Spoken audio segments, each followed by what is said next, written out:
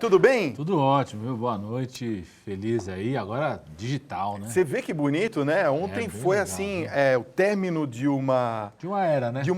que tínhamos aqui, sei lá, 6, 7 canais, e agora tem mais de 40 canais já digitais legal. aqui em São Paulo, coisa bonita, né? Que legal, né, Fábio? E cada vez mais a TV a gente poder interagir, o pessoal manda pergunta de Uma WhatsApp, realidade, né? e-mail e assim vai, né? Isso que é legal. Vamos começar Vamos já lá. no Vamos lá que tem ritmo? bastante pergunta, já chegando. Olha, uma pessoa que não quis se identificar, ela é de Ubá, Minas Gerais, ela pergunta o seguinte: Padilha, o que eu posso fazer para ajudar a minha filha? Ela tem ciúmes doentios em todos os seus relacionamentos, a ponto de fazer mal para o seu corpo. Por exemplo, a imunidade dela está sempre baixa e os médicos dizem que a causa dela pode ser emocional. Isso realmente pode acontecer, Padilha? Acontece, viu, Fábio? É bastante comum até uma causa de fundo psicológico, às vezes o estresse, né? Um estresse emocional. Tá. Isso reduz a defesa do corpo, a imunidade do corpo, a pessoa ter doença. Por exemplo, é muito comum perder uma pessoa na família, a pessoa está de luto, aí aparecer uma doença que tem fundo relacionado com a redução da defesa do corpo. Então, essa é uma abordagem multiprofissional. Eu cuido, eu oriento, né? Sou professor de uma equipe, de uma coisa que a gente chama agora de residência multiprofissional. É até muito legal que são profissionais já formados, estão fazendo a pós-graduação e residência. São 27 profissionais que têm de tudo, farmacêutico, fisioterapeuta, cirurgião, dentista, médico, todo mundo junto.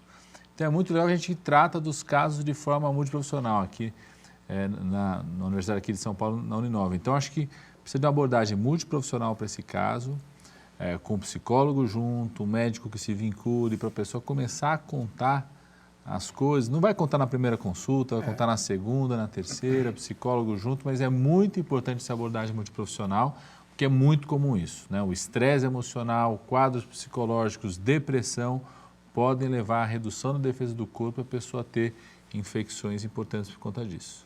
Olha, deixa eu mandar aqui um beijo para deixa eu ver se eu falo certo. Deucivânia. Opa, Ela é Deucivânia. de Fortaleza, no Ceará. Que cidade está nos linda, acompanhando, né? Diz que é sua fã também, Obrigado, viu, Deucivânia? Ó, a Elaine, de Campos do Jordão, São Paulo, faz uma pergunta interessante aqui. Ela descobriu que ela tem lúpus e o seu médico falou para ela cuidar do emocional. Senão isso ajuda a doença a piorar. É verdade? É verdade, é verdade. Lúpus é um quadro...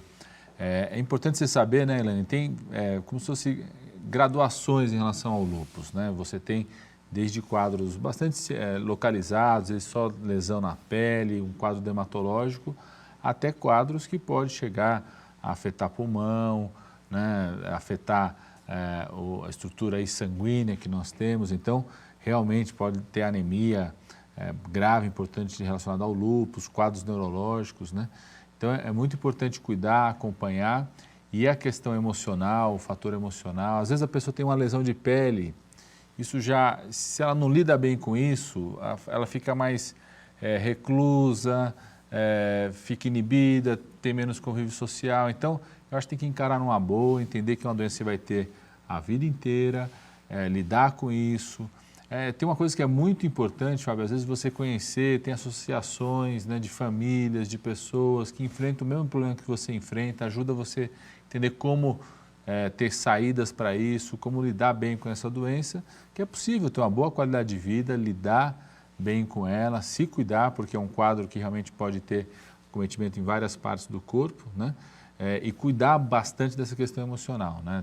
É muito comum ter quadros de lúpus com depressão, ou com alguns transtornos de ansiedade. Então, cuidar disso, lidar com isso é muito importante também. Tem uma amiga minha, Padilha, que a filha dela está grávida e tem lúpus. Quais são os cuidados principais que ela precisaria ter? Tem que estar muito bem controlado. Tá.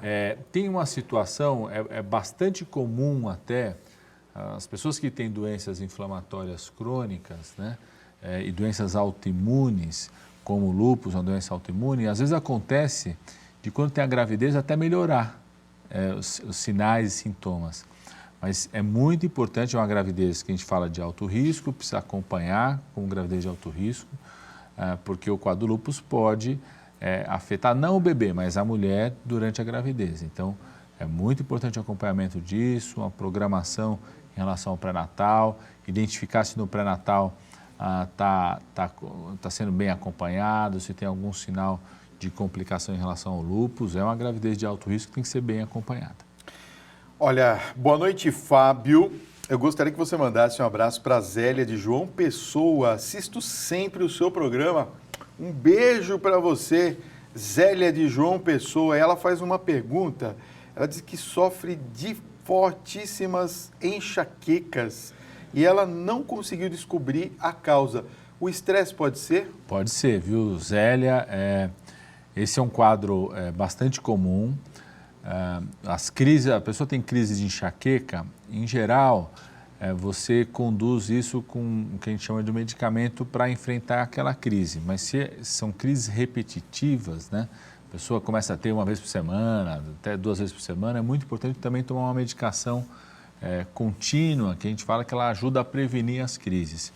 É muito importante identificar o que está associado quando tem a crise de enxaqueca. É muito comum ter a ver com estresse emocional, com a pessoa não se alimentar direito, tem fome, tem enxaqueca, tem alguma alimentação que pode disparar a enxaqueca.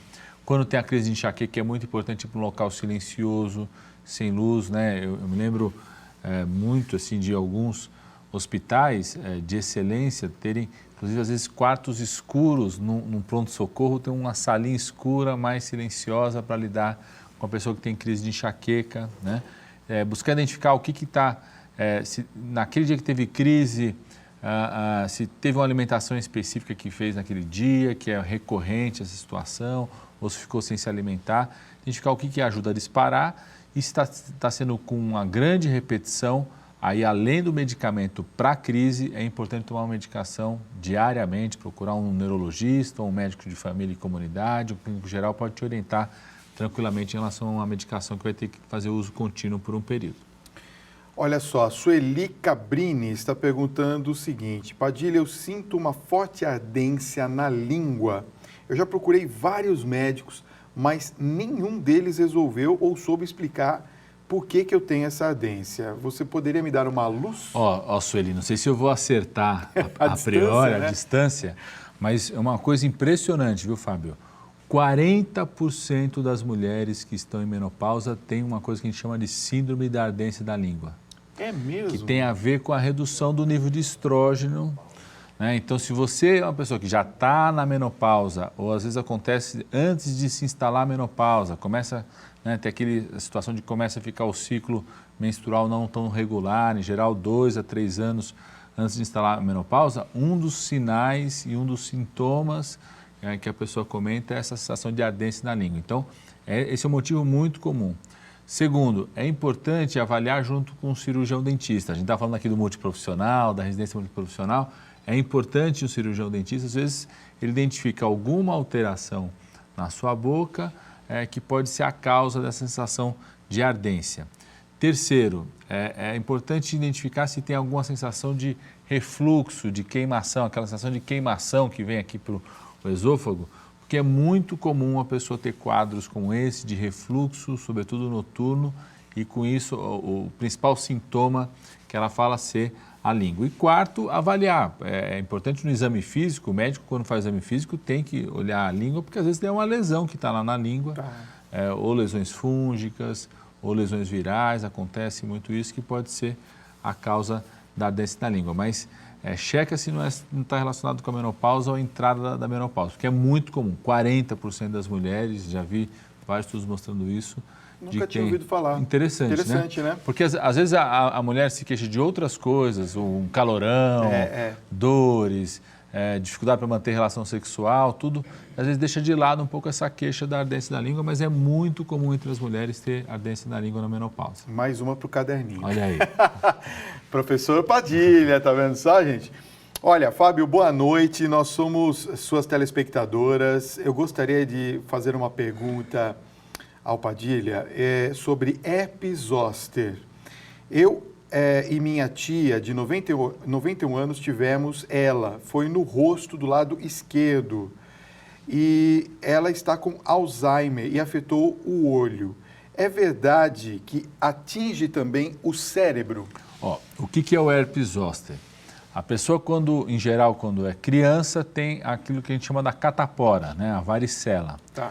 É um vírus, esse vírus que causa a catapora, a varicela, ele fica como se estivesse incubado ali, ele fica guardado no nosso corpo em relação a terminações nervosas e fica a vida inteira. E aí a pessoa tem uma redução da defesa do corpo, né, que a gente chama da imunidade, e a manifestação é o herpes zoster e aquela mancha que ele faz, né, porque exatamente ele acompanha a terminação nervosa, o dermátomo.